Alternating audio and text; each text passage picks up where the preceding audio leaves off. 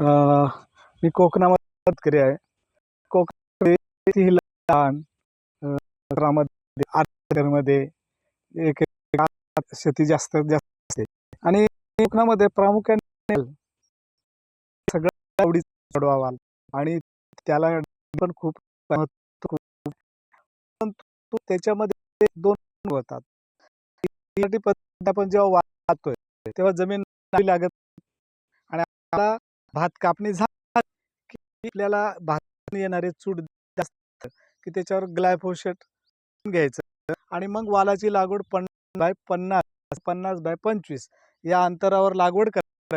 लागवडीनंतर वरून गोल मारायचं. गवत असेल तर ग्लायफोसेट अधिक गोल मारायचं. ग्लायफोसेट 150 मिली 15 लिटर पाण्यासाठी अधिक गोल 15 मिली आणि 10 मिली स्टिकर. पण वाल उगवण्याच्या अगोदर मारून घ्यायचं. आणि याच्याने होतंय काय, जमिनीची आपल्याला मिळून जाते आणि जमिनीची ओल हटत नाही, तो थंडी येतोय. थंडीमध्ये आल्यानंतर त्याला फुलं येतात आणि तुम्हाला आवडेल का हा वाल इतका सुंदर आहे, बिना नांगरखीचा वगैरे.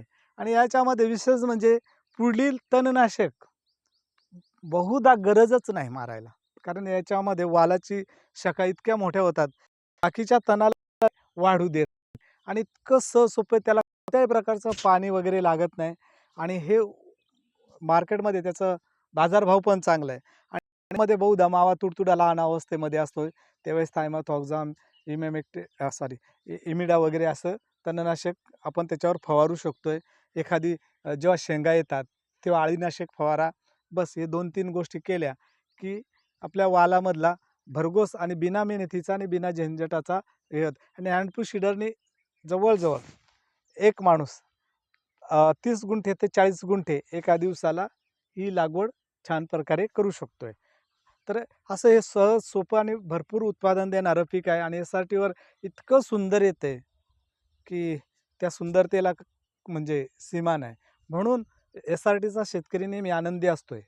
आणि ज्या शेतकऱ्याने हा व्हिडिओ जर पाहिला असेल आणि त्याला जर एस-आर-टी केली नसेल, तर जरूर एकदा ते पीक पद्धती समजून घ्या आणि सुंदर असं कोकणातील हे पीक आहे आणि आपलं आनंदी जीवन, आपल्या वर्षभर लागणारे कडधान्ये या एस-आर-टी पद्धतीने आपण पिकूया. धन्यवाद.